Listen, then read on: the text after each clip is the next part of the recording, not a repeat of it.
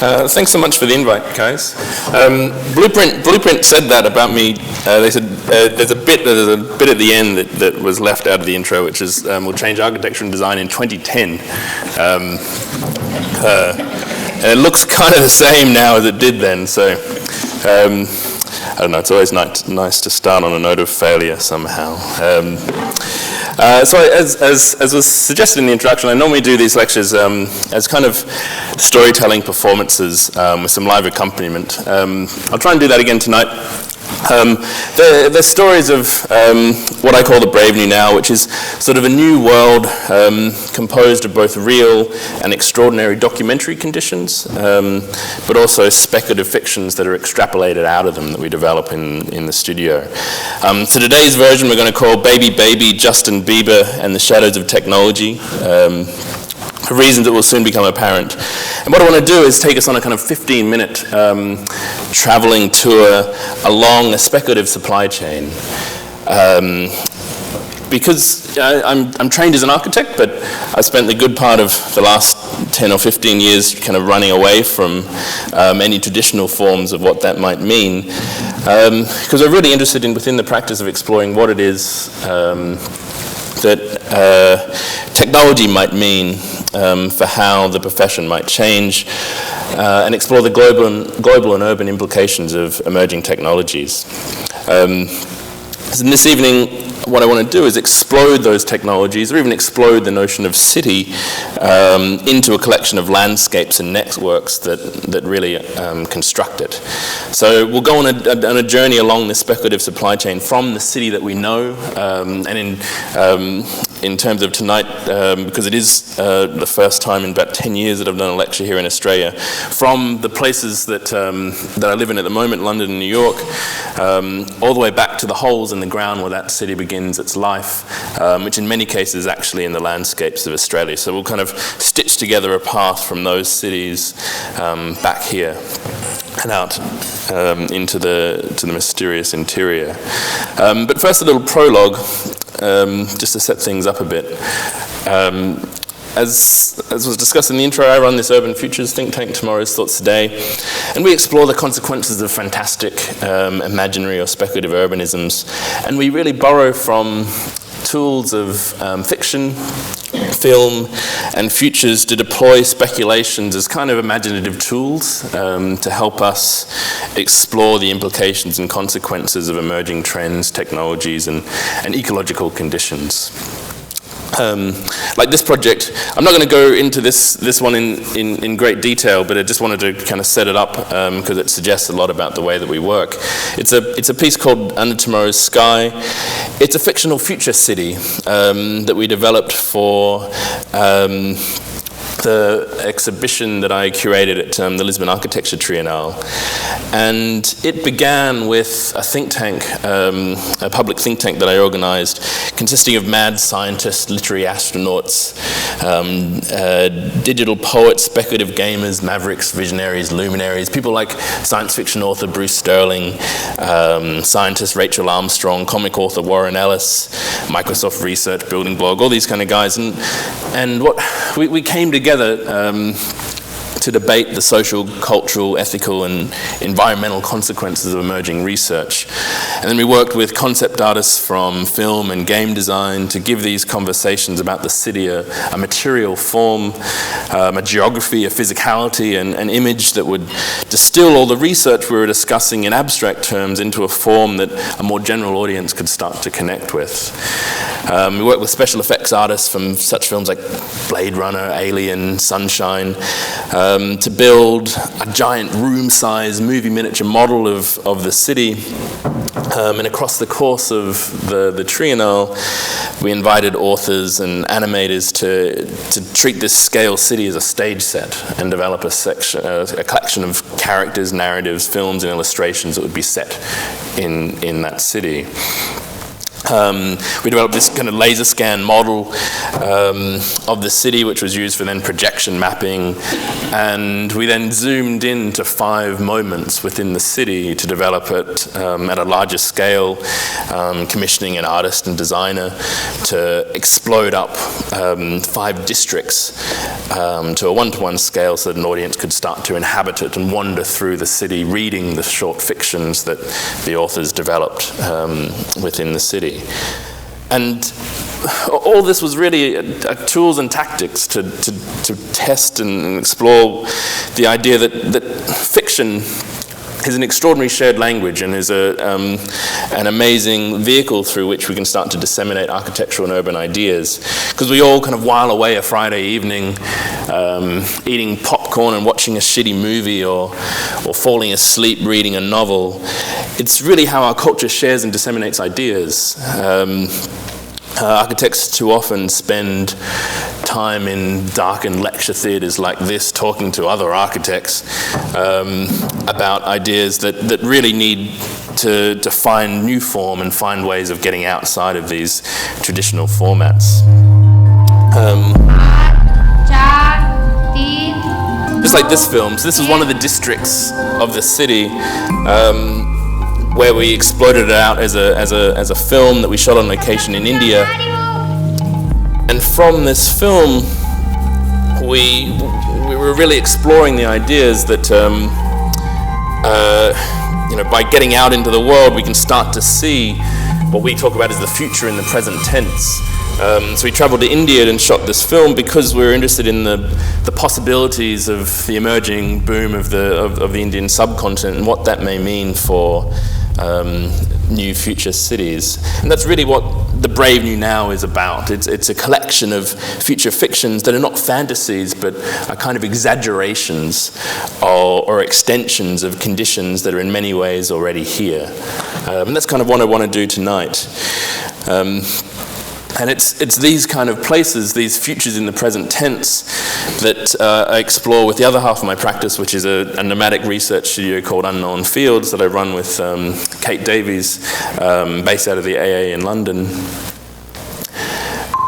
And Unknown Fields is this nomadic design studio that sets out across unknown territories to explore our changing relationship with technology in the city.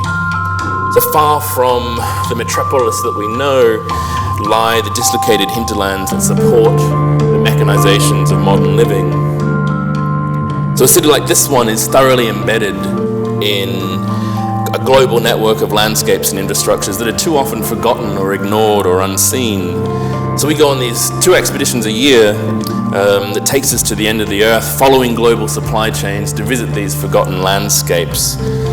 And across the last few years, we've based studios in the oil fields of the Ecuadorian Amazon and the Galapagos Islands, the irradiated wilderness of the Chernobyl exclusion zone. We traveled to Guatemala and Belize on December 21st, 2012 for the end of the world, or through the mining landscapes of outback Western Australia, or the Arctic ice shelf and the climate change landscapes of far North Alaska. A couple of years ago, we bought an old school bus and drove through the military landscapes of the US, finishing at the Burning Man Festival. And these are places, we travel to these places because they're locations that deal with the immediacy of trends that we see emerging more abstractly in our familiar cities. So we travel to the Arctic ice shelf, for instance, because in London, global climate change is still something of the future. Whereas in far North Alaska, native Alaskans are having to fundamentally change their practices because the whale migration has already shifted or the ice has already retreated.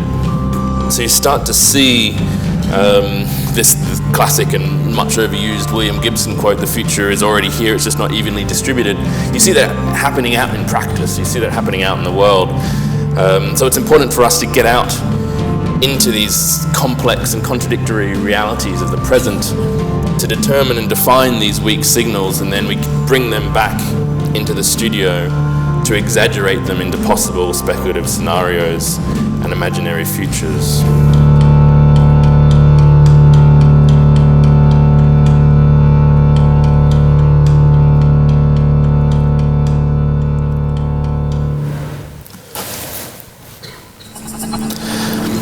So this summer,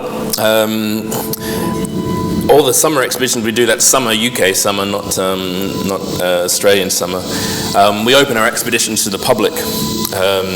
And we just got back from our last winter expedition through China, which is where this footage is from. And July, we're heading back on board a cargo ship, just like this one we were on in January, through the South China Seas, to quite literally follow the global supply chains of technology from the point of consumption in London in the high street Apple store, all the way back through the ports, the cargo ships, the mega ports of Asia, through the factory floors in China, and then all the way back to the rare earth mineral mines in China, where our technologies begin their life. Open now. If anyone's interested, sign up, talk to me after. It's going to be a riot. Plug over. So really what this work is about is this idea of exploring alternative worlds as a means to understand our own world in new ways, either through unknown fields and the traveling out to these weak signals of the future and these alien landscapes, or through TTT and the exaggeration of these trends into speculative scenarios. We talk about it as not a kind of data visualization, but sort of data dramatization, or a form of system storytelling, where we use narrative to describe extremely complex and large-scale systems, and to explore what it means as designers to actually take a position in relationship to them.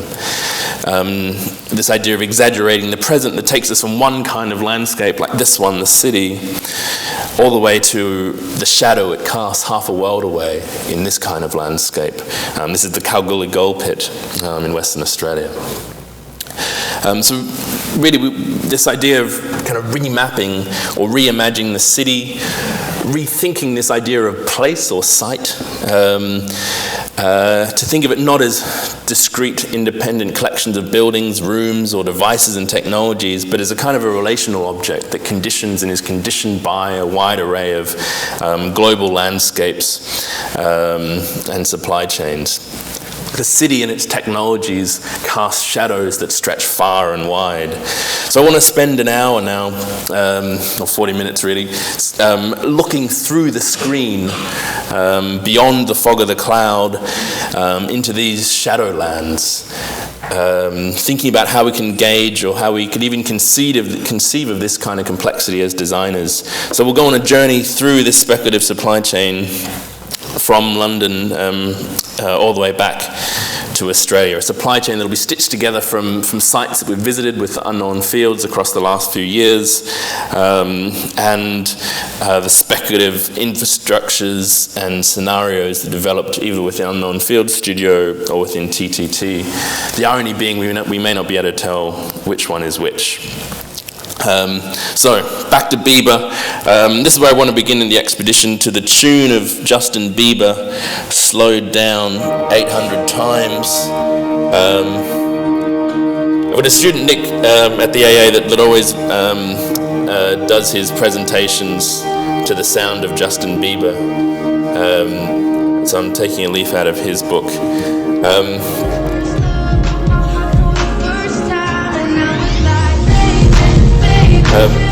This little fucker is Justin Bieber. I don't know if he's made it out here yet. I hope so.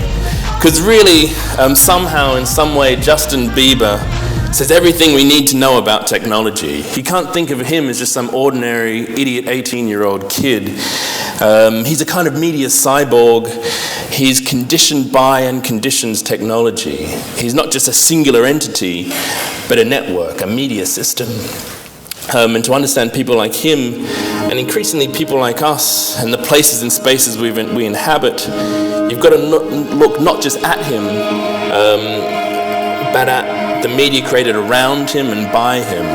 The solely physical city as we know it is dissolving, and perhaps there is no city anymore, or in a better phrase, there is actually city everywhere.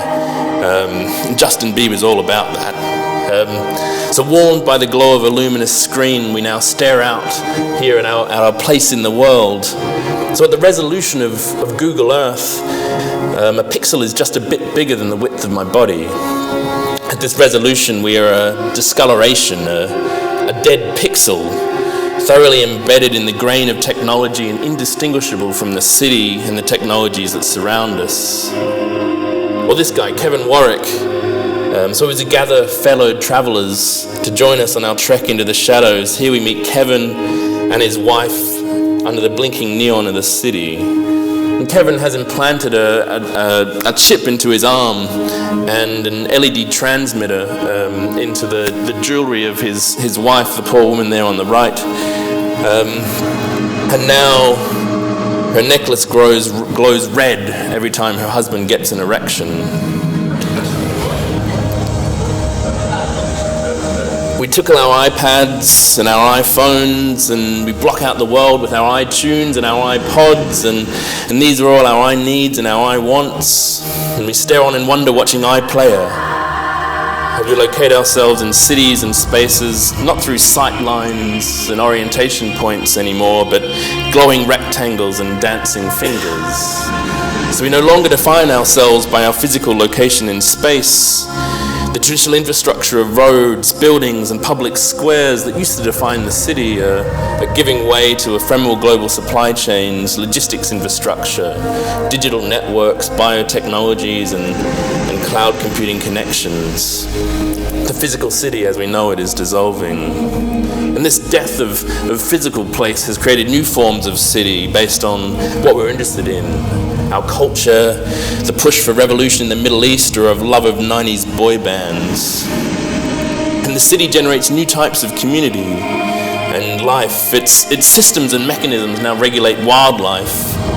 And cities are becoming contemporary jungles or new geologies. And these modern landscapes are watched by scientists as hotbeds of evolutionary change, as animals have found their way back into our cities and become dependent on the technologies and infrastructures that we now provide for them. And here on the supply chain, we watch the raccoons in San Francisco that have learnt the number 18 bus timetable, because the driver gives them tins of dog food every time he comes by. So maybe we begin to see new kinds of creatures, new forms of engineered nature as a kind of infrastructure, perhaps the result of a parasitic tech infection or the mutant offspring of engineered specimen interbreeding. We see this lame creature dart to the safety of the shadows to munch on its prey. And these new forms of infrastructure on the speculative supply chain also kind of suggest new forms of community. It is a time when the city is itself in question. We are much closer to our virtual community than we are to our physical neighbours. The Egyptian revolution was a community formed through a network. As Ben Hammersley says, Al-Qaeda is just a mailing list with a weapons budget.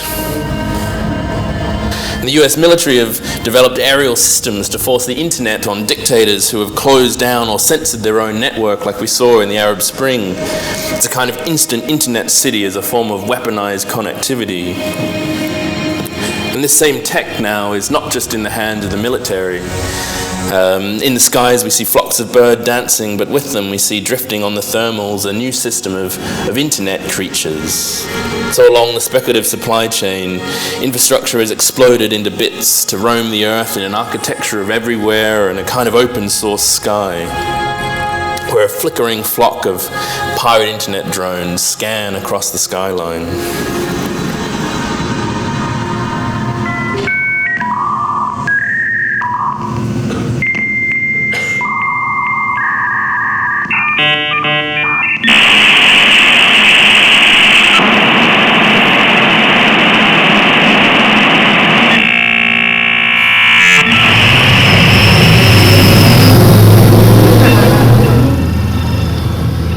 Drone jockeys conduct a flock of interactive autonomous drones that form their own place-specific local Wi-Fi community and pirate file-sharing network.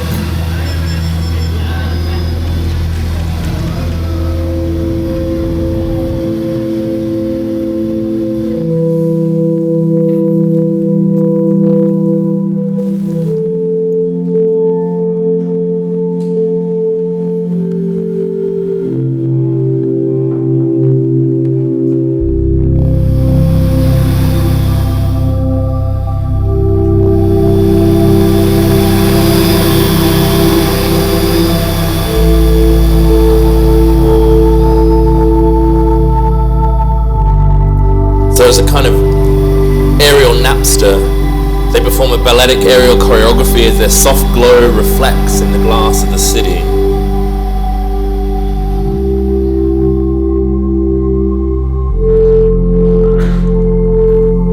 So we start to imagine new geographically specific data cultures that might emerge. And just like particular areas or neighborhoods in cities that have their own qualities and atmospheres, we imagine data suburbs.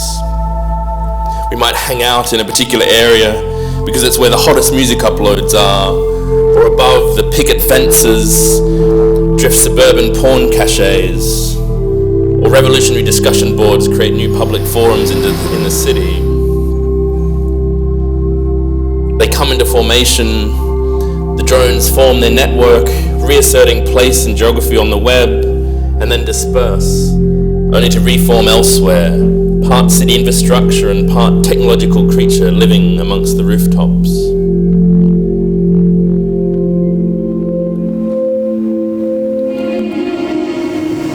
So the sun is setting now, and above us the night air rumbles with a low hum. A flickering swarm of cybernetic fireflies plays above the rooftops. As a mobile network infrastructure, the flock broadcasts its signal in a luminescent cloud, fading in and out over the city. And following the intensity of the electromagnetic spectrum, they map network strength across the sky as we look up in wonder, our faces bright in the rolling glow of a Wi-Fi aurora. And what it suggests is that certain infrastructures are becoming mobile. We think of these robotic works as new forms of infrastructure where mechanisms of the city are exploded into dynamic systems, swarms and flocks, capable of embedding themselves within the cycles of landscape. And perhaps we might start to relate in a more intimate way with industry and infrastructure, rather than it just existing out on the periphery. For the internet it's not a cloud of ephemeral webs and connections that exist everywhere and nowhere. Now in our exaggerated supply chain, we follow the optical fiber from the city, from the internet drones, all the way to its home. The internet, in this way, is a planetary scaled infrastructure, a physical network laid across the globe, owned and operated by just a small number of governments and corporations. It's a new landscape with a very real physicality. 60 grams is the weight of the internet if you measure it by electrons, or measured by the weight of servers that powers it, 182,500 tons. Where a 75-year-old woman scavenging for copper cuts off the whole of the internet to Armenia. Where 3 men are arrested off Alexandria, accused of trying to cut the internet to Egypt by sabotaging an undersea cable called CWE-ME4.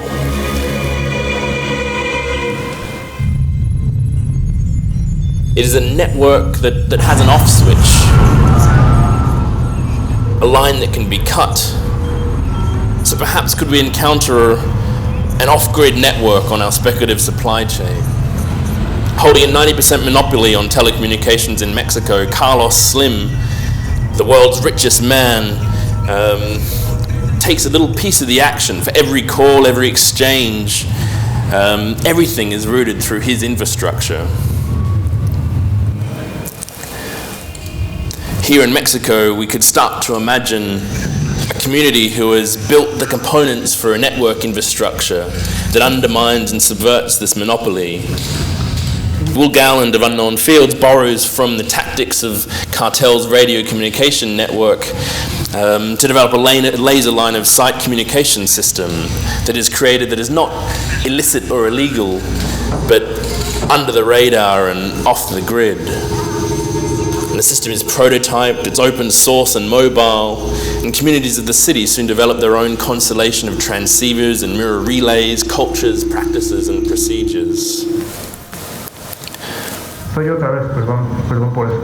And the telecommunications monopoly is evolving now into a DIY city of calibration graffiti, carved and sculpted buildings, surfaces, reflectivity, absorbance, and deregulated laser light conversations. Entonces el martes, sí, al final de Alfa y ahí. And the supply chain is, in this sense, both terrestrial and extraterrestrial. As we keep moving now, our technologies drape the Earth in a prosthetic skin, drifting at 6,711 miles an hour, delicately dancing with gravity is this intricate and improbable creation. It's another kind of city, a GPS city, existing simultaneously overlaid across our own, with a layer of waypoints and satellite sightlines. And we're growing to kind of trust this GPS Earth now. So as we move through the Arctic region of our supply chain, we see the traditional native ways of reading landscape starting to be forgotten. And we're beginning to become a generation of landscape illiterate. So if we navigate the world through the technologies of GPS, then perhaps this becomes a new kind of sight. So along the speculative supply chain, we start to imagine ghost landscapes and spaces that are designed to exist only within the GPS dataset. Perhaps we can jam these GPS networks to reveal an alternative virtual topography or a territorial architecture of spoofed cartographies, anomalies, sprites, architectures that have no physical presence but just a GPS signature. Would you like to check in at your current location? Sharing location on Facebook, Twitter, Foursquare, Google+, and MySpace. Digital cartographic landmark detected. Speed good line tomorrow, depending on GPS conditions. That's amazing. Check out natural. Report iceberg status. These digital icebergs were launched yesterday, Wednesday, January 4th, and will reach the Chukchi oil fields in 3 days, 14 hours and 27 minutes. Navigational disruption expected with 11 of 17 oil tankers in the autonomously navigated shipping lanes. You've got to be careful up here, even the landscape pit stable can be spoofed. You can never trust it. Those are the digital mountains of the National Petroleum Reserve. They're operated by drilling companies hiding, protecting their oil fields from terrorist threats.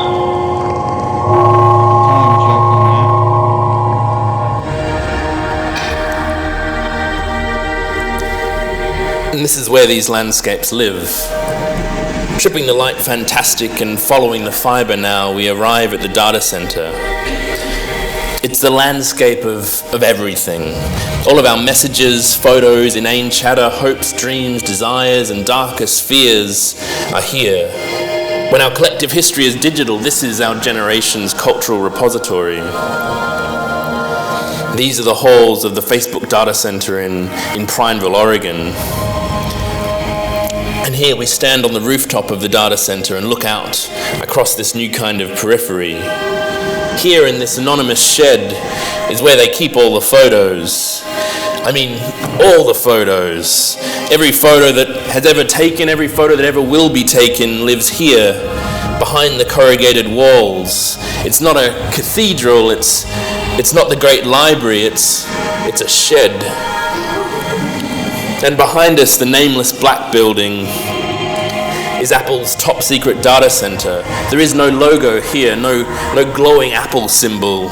It's a kind of disappearance through banality. And just up the road, we get as far as the gate of Google. This is as close as we get before a white SUV with a colorful Google logo on the side comes to tell us we have to leave. Behind that gate is racks and racks of search histories, Gmail books, and the history of everything. Playgroup colors and candy cane services create an air of frivolity, accessibility, and play. But in reality, this is the most secure of sites on the supply chain. These two photos aren't ours. This is kind of a locked door on the supply chain. We're just able to peek in through 16 photographs like this one that exist online, that are only taken by a Google-invited photographer. This is simultaneously the site of the most surveillance on the planet, and at the same time the very least. So all the world's data infrastructure now is setting up a home here, in the middle of Oregon, at the confluence of cheap hydro energy and tax incentives. And these nowhere streets, this new periphery contains everything about who we are. Our cultural legacy, our collective history now just sits behind the thriftway, drenched in the stench of diner pancakes and simulation syrup. And it's really a set of spaces organized for machines, based on sorting algorithms, not the Dewey Decimal System or other kind of library strategies that we know. So without the machine, this space is utterly illegible to the people that occupy it. And as we follow the fiber along our supply chain, we now find the game server, supercooled and drawing power. In these very racks, fictions are being written, battles are waged and forged. One EVE Online battle playing out in those server stacks just recently cost $300,000 of real-world money as people lost their battleships in a mock war. And here a stalker surveys the landscapes of a post-apocalypse from a rooftop. And now here we stand on the supply chain at that same point, the same spot as we see in the game just before. This is where we once imagined a technological utopia. And now, under the shadows of nuclear disaster from a rooftop of an overgrown apartment block in the Chernobyl exclusion zone, we look out across the failed dreams of technological dominance over nature. Is a landscape that we once quite literally called the city of tomorrow. It is now a post-industrial landscape, a new kind of wilderness, somewhere between promise and despair. At the 30-kilometer security checkpoint, we meet our guide for this part of the supply line, a security guard here who tells us his stories of his nights in the zone with his colleagues. Some years previously, a research team from GSC Games World came here and surveyed this landscape. And they produced the game Stalker, based on the meticulous photorealistic renderings of this very context. And now, local children from the surrounding towns, avid fanboys of the game, break into the zone at night to reenact their characters and favorite scenes. And playing out their own virtual roles, the real guards enjoy chasing them through the crumbling buildings, through a kind of simulated city layered across a physical one. In this sense, the city is kind of a parallel site or a deep site that exists somewhere simultaneously between the real and the digital. For the city is both here and in here, distributed across the planet in flickering constellations of luminous rectangles. And in here, in the server stacks of the planetary supply chain, are archived worlds of impossible places. And this is how we start to travel now. This is how we start to see the world. We are Google tourists, hyperlink adventurers, traversing this new type of site or a new type of place. And we view the world through the mediated gaze of the digital. And places exist here and sometimes only here, and we start to travel without moving. These are a collection of sites developed by Mon Q, a student of ours at the AA that's now teaching here in Melbourne. This is how we start to inhabit this strange thing we call place. So mediated through machines, we imagine on the supply chain if we can start to construct place and architecture that only exists here. If we can visit them remotely, does it really matter if they exist at all? A fiction can have extraordinary truth effects. Sandy Island is a place once acknowledged, but only evidenced through the sighting on the interwebs. Scientists now rushing to undiscover Sandy Island and other digital anomalies. And now on the supply chain, we visit an island formed as a fiction, developed by Mond, constructed and designed around the dispersed fragments of a place called Adenolta. It exists purely across the internet.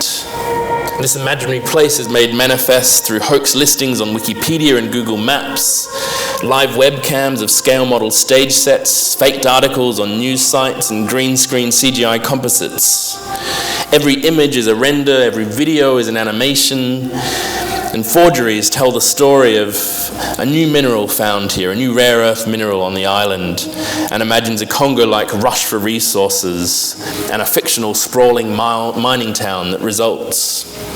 It's a kind of a proxy site for our own grab for resources. And just like the real landscapes of outsourced electronics production that we consume at a distance, through these edited media narratives, we're similarly disconnected from the realities that go on there.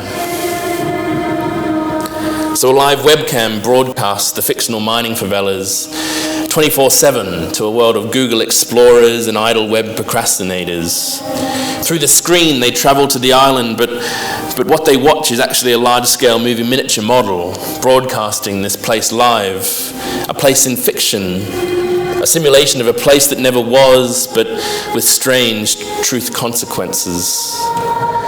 Through the construction of elaborate fictions, perhaps we can begin to reveal important truths. Now we glance up from our screens and we walk on.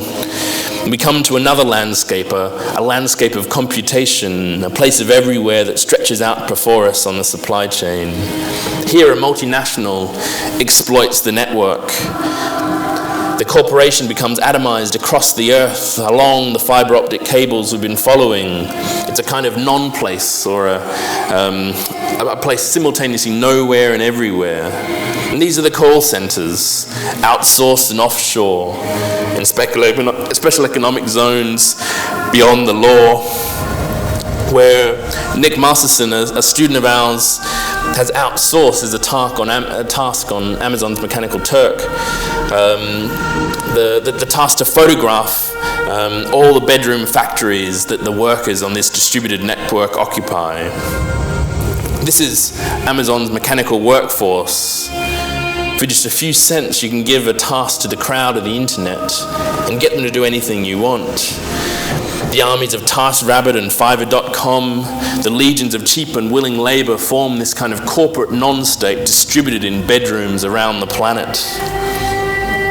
And this is a new kind of city, dispersed across the earth, tied together with the fiber tendrils of the network. Rooms scattered, a place of every place. So we start to think, how can we conceive of this kind of city as designers? Can we walk its corridors? Can we chat by the water cooler of the global office?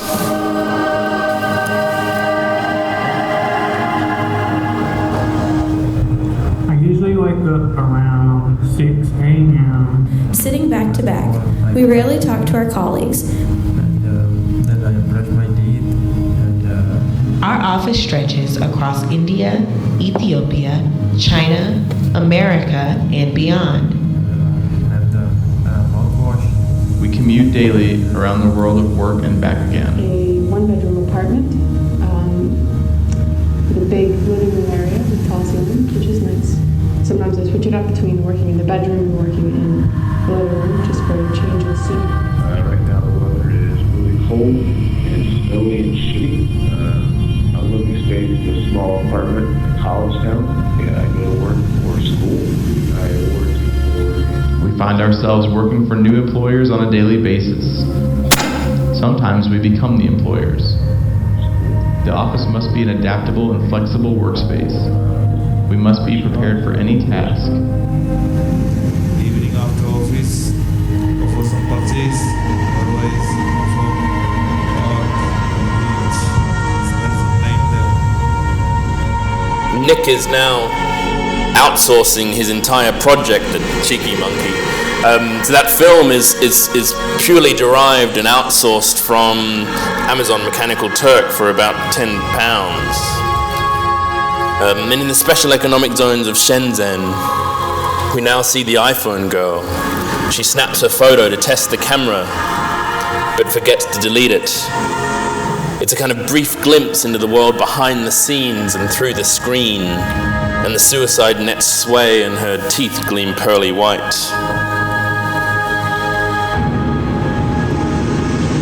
If we did forensic data recovery on our phones, what else would we find? Could we stitch together this landscape? A forgotten hinterland, a collage of all the landscapes, places and faces that are required to produce our technologies. These are non-state islands of production. A wholesale market the size of a city, where every pound shop, every 99-cent store object comes from here. Every plastic bucket, every yellow and green kitchen sponge, every cheap Christmas decoration and dancing Santa passes through here at some point. Our world of objects is made in everywhere.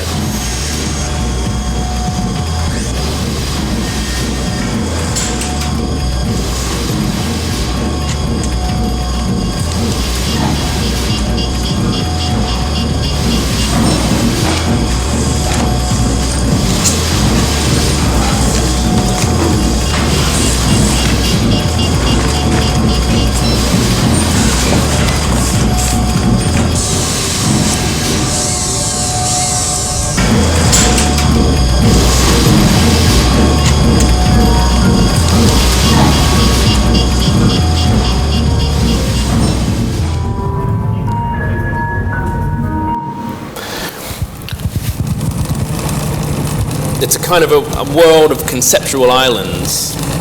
Global manufacture in this way stitches together factory floors that are stretched across the planet.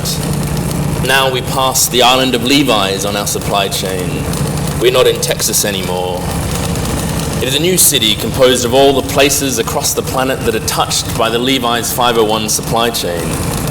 It's a city the size of the planet that we find in our pants. It's a pair of jeans that travels 18,744 kilometers around the planet in its process of manufacture. But if we were to collapse all of those processes and factories down to a single city, however, it would just be 2 kilometers long. We pass the island of BMW, where we see 14 nations collapsed into a car. We pass the island of Boeing 787. On this island is the largest interior volume in human history, the Boeing Everett Assembly Plant. For now, we have conceived of an object so complex, so intricate, that it requires the collective effort of the entire planet to build. It's a kind of a world project, the Boeing 787, that stitches together landscapes, people, and artifacts from across the globe.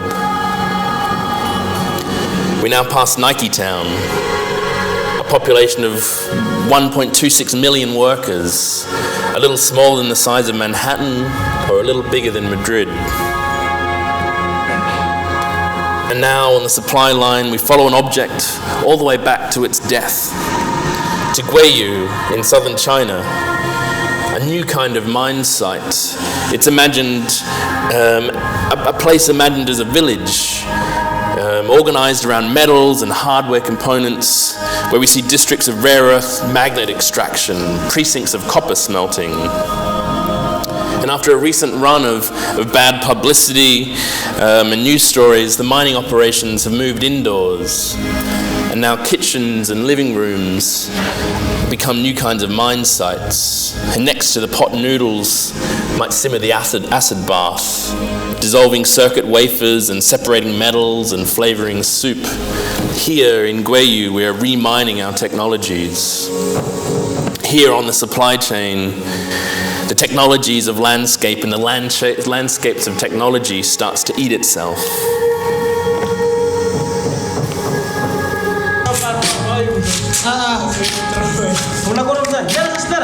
And as we leave the recycling villages and factory floors behind, we trace the shadows of our modern world back to the hole in the ground. So in Madagascar, it's actually cheaper to pay wages than it is to fuel and maintain an extractor or conveyor belt. So here we see the body repurposed as a mining machine, and the human conveyor belt dances in rhythm and rhyme. It's a kind of syncopated dance troupe costing €1 a day.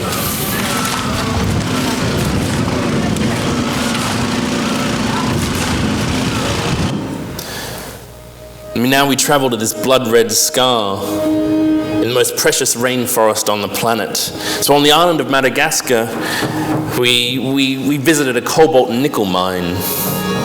On our supply chain tour now, we stand at its edge, we look out, we take a photo with a concealed camera that's powered by the very material that's actually extracted from this mine.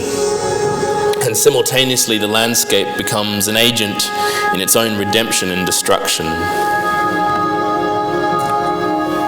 And finally, our last stop on the supply chain, we make it to Australia and the mysterious interior of the desert plains and mining landscapes. In the distance, we see the lights of the city that these landscapes have helped to create.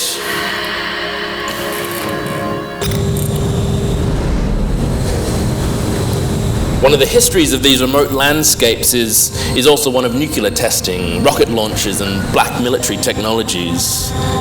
The skies over this red earth of Australia are scarred with the contrails of experimental weapons flights and are charged with the militarized electromagnetic waves that reach out from Pine Gap military base to US troops in Afghanistan and Iraq. And on the supply chain, we see, forgotten somewhere in this landscape, an abandoned missile tracking station.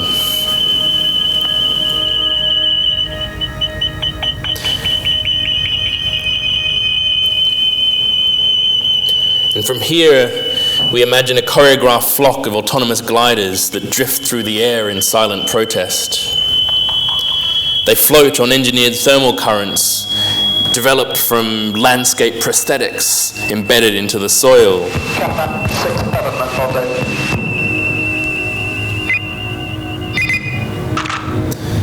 They have wingspan antennas that broadcast white noise through the electromagnetic landscapes over the nearby military base that coordinate drone strikes half a world away.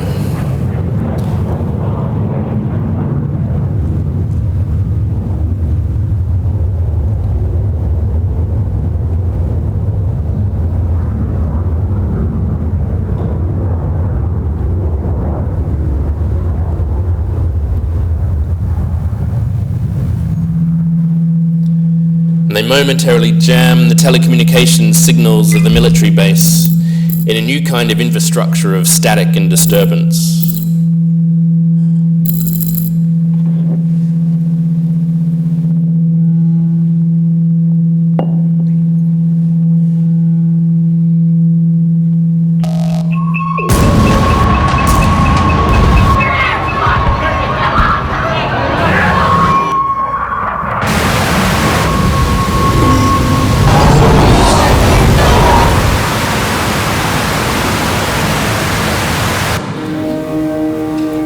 And below these contested skies, we also now tread an equally contested ground.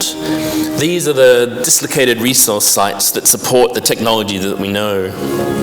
So now we stare out across Kalgoorlie Gold Mine, a site whose gold is embedded in all the pieces of technology we are carrying around with us now. We each have a little piece of this ground on us.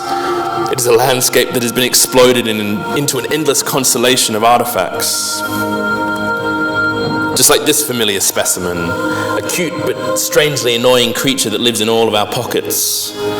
This is how we typically understand this little guy, 16 gigabytes of memory, or this, 4,000 songs. But its real effects are this, 0.034 grams of gold, and in turn this, the Kalgoorlie Superbit, and in turn this. So these holes are cut out of this landscape, the paintings of Aboriginal Australia that catalogue the creation stories of the Dreamtime. And stories are sung of the creatures of the Dreamtime narratives, and paths are walked through this landscape. But now these songs and mythic fictions are cut with the white scars of modern mining. Scars that are themselves shaped by modern fictions, that are the virtual values of fluctuating gold prices. So these are real-time models of the gold mines, and they're connected live to the gold price index. So here we see in green the gold ore, and around it in white is the continually changing shape of the mine, soon to be carved out of the earth. So as the gold price is high, it becomes cost effective to mine lower concentrations of gold, so the mine shape starts to shift. As the gold price is low, then you only stick to areas of the known ore body. So what we see happening is a kind of data geology, or the values and virtual fluctuations of the gold price etched into the earth of Australia at the scale of the Grand Canyon. In the skies above these mine sites, mining survey planes track back and forth, laser scanning the earth, searching for topographical anomalies that indicate pockets of undiscovered minerals to start to sketch out the shape of these ore bodies.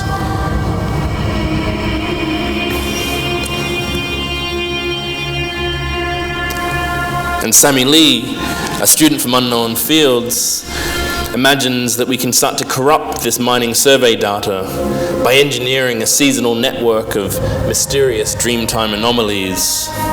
So anchored around ancient watering holes, these mythic objects stalk the contested territory, distorting mining cartographies to generate a new form of landscape representation based in the LiDAR scan.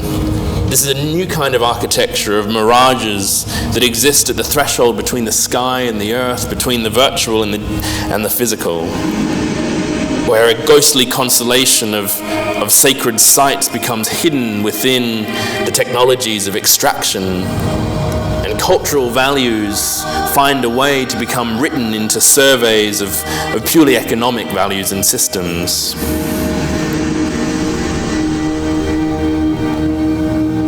And here on our supply chain, we now meet one of the mythical beasts of this kind of economic extraction. And here is its home, 1 mile below the ground, where it crushes and explodes the gold ore, manipulated by remote control operators, dumped into the truck the size of the city, ground up, processed in tanks of cyanide, rinsed and settled, processed through bioengineered gold-eating bacteria in a kind of industrial organic soup before being filtered off and piped to the gold room, a high-security room that only one man in the mine has access to. So here we encounter a modern alchemist on the supply chain. We shake his hand. He's a hero amongst the miners, Pete the gold pourer. And this is Pete. And here Pete pours the gold, and Pete weighs it, 19.8 kilograms, $850,000 that we hold in our hands. The result of 200 trucks the size of buildings. It's dug out of the ground, it's quantified, and then scattered around the earth and put back into the ground in a handful of vaults where it stays to be traded virtually. So the fictions of commodity prices, the infrastructure of the digital and the algorithmic world have extraordinary physical implications that span the planet. So on our supply chain now, we start to imagine a new world filled with these, with perhaps an infrastructure of new gold objects, a glittering architecture exploded across the globe of a network of new artifacts, where the infrastructures of gold's solely virtual value could be reimagined through a dispersed geology of artifacts that are inscribed with oral histories, personal stories, and things of a sentimental value.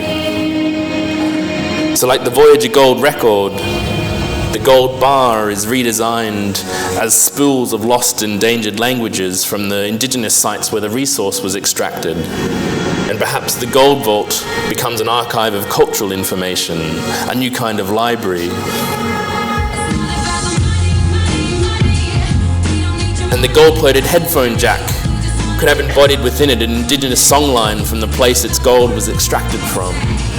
And just like the secret tracks of a Beatles record, hidden within the tunes of the latest pop song are the endangered oral histories from the mine site. Or the sound of a grandmother's laughter is encoded into an heirloom necklace. Or perhaps this could have been the suicide bullet used by Hunter S. Thompson in 2005, where inscribed along its contour is a note to his wife Anita entitled "Football season is over. No more games, no more bombs, no more walking, no more fun. No more swimming, 67. That's 17 years past 50. 17 more than I needed or wanted. Boring, I'm always bitchy. No fun for anybody. 67, you are getting greedy. Act your age. Relax, this won't hurt.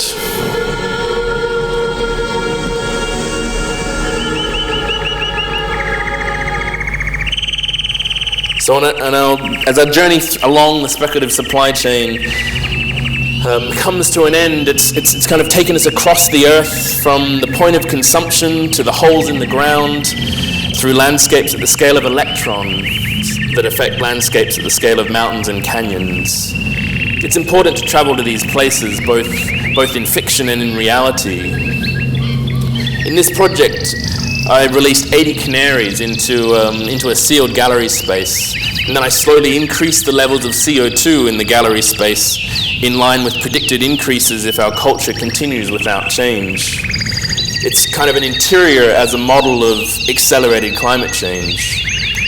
And against the rise in CO2, I narrate the predicted developments of technology or the wonders of possible progress. In 50 years, the birds are no longer singing. If we listen, we are strolling towards a silent spring.